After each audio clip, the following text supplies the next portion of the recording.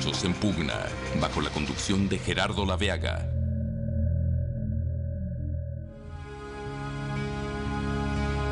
Invitado para hablar del estado de los derechos humanos en el programa Derechos en Pugna, Jorge Carpizo acudió a los estudios de Efecto TV el pasado miércoles 28 de marzo. Reflexionó sobre su gestión al frente de la CNDH y de la PGR y compartió con el auditorio sus inquietudes y sus propuestas para modernizar nuestro marco constitucional. Él no sabía que iba a ser su última entrevista. Falleció el 30 de marzo.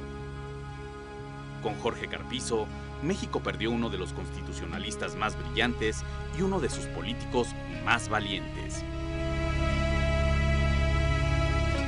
Buenas noches, bienvenidos a una nueva emisión de Derechos en Pugna, un programa de abogados para no abogados.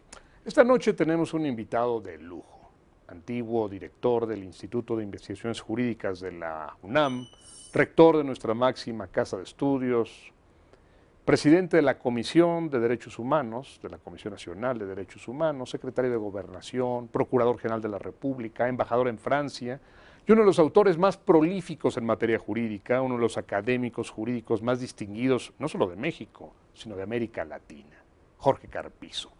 Cuando yo invité a Jorge Carpizo, el tema era derechos humanos, pero sería una trampa o sería una limitante trágica reducirme a hablar solo de derechos humanos con uno de los grandes abogados de este país. Así que, doctor Carpizo, si usted me lo permite, hablaremos de muchas otras cosas. Gracias por acompañarnos esta noche. Muchas gracias por la invitación, muchas gracias por sus amables palabras. Señor, la pregunta, bueno, fue el tema de nuestra invitación, los derechos humanos.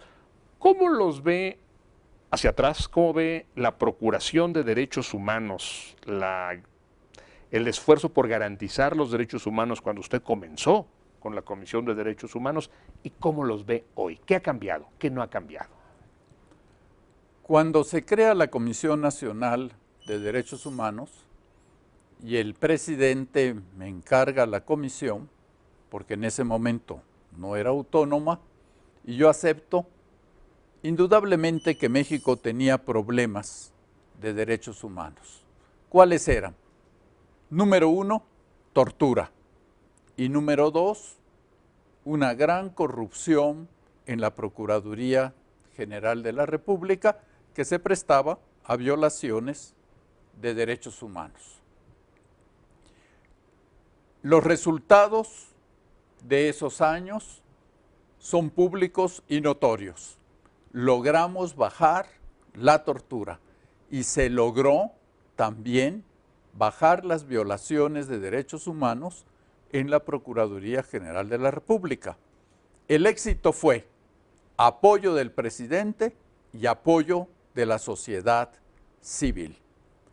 Hoy en día creo que tenemos un gravísimo problema de derechos humanos, mayor que el que existía en 1993.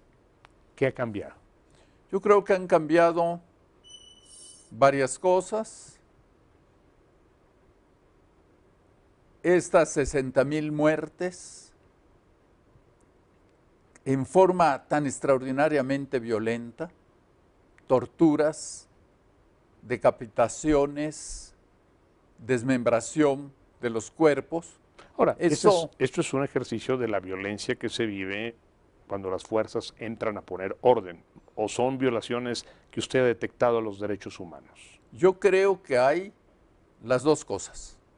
Indudablemente, parte de la violencia es de los cárteles del crimen organizado, pero también hay violaciones de las fuerzas públicas.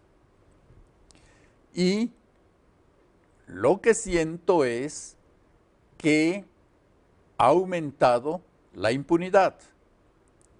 Podemos discutir si en lo que estamos es una guerra o no guerra. Lo que sucede es que hay un enfrentamiento fabuloso entre estos grupos del crimen organizado y las fuerzas del orden público, con una violencia tal que también las fuerzas del orden público ejercen una violencia que en muchas ocasiones va contra la ley. Pero además, para no hablar en abstracto, para no hablar en las nubes, cosas de estos días.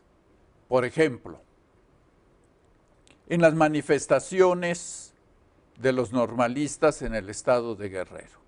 Pues ahora toda la información que tenemos es que hubo un exceso de fuerza, a tal grado que hubo 2 muertos y muchos heridos.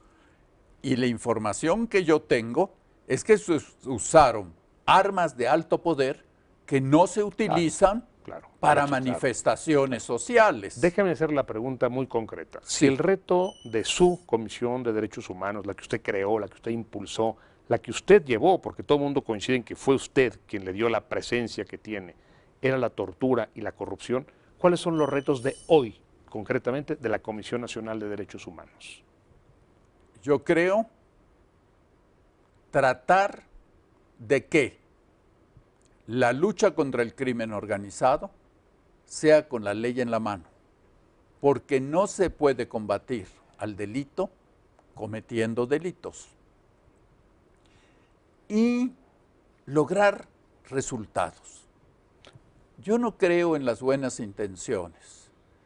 Creo que si el sistema no jurisdiccional de protección de los derechos humanos estuviera en este momento dando los resultados que deben dar, la situación de violación de los derechos humanos en México sería mucho menor. Vamos a hablar de lo jurisdiccional entonces. Pensemos en la reforma al artículo 1 y a la interpretación que a raíz del caso Radilla le dio la Suprema Corte. ¿Ve usted una esperanza importante aquí? Yo creo que sí, pero hay que ser muy cuidadosos. ¿Por qué?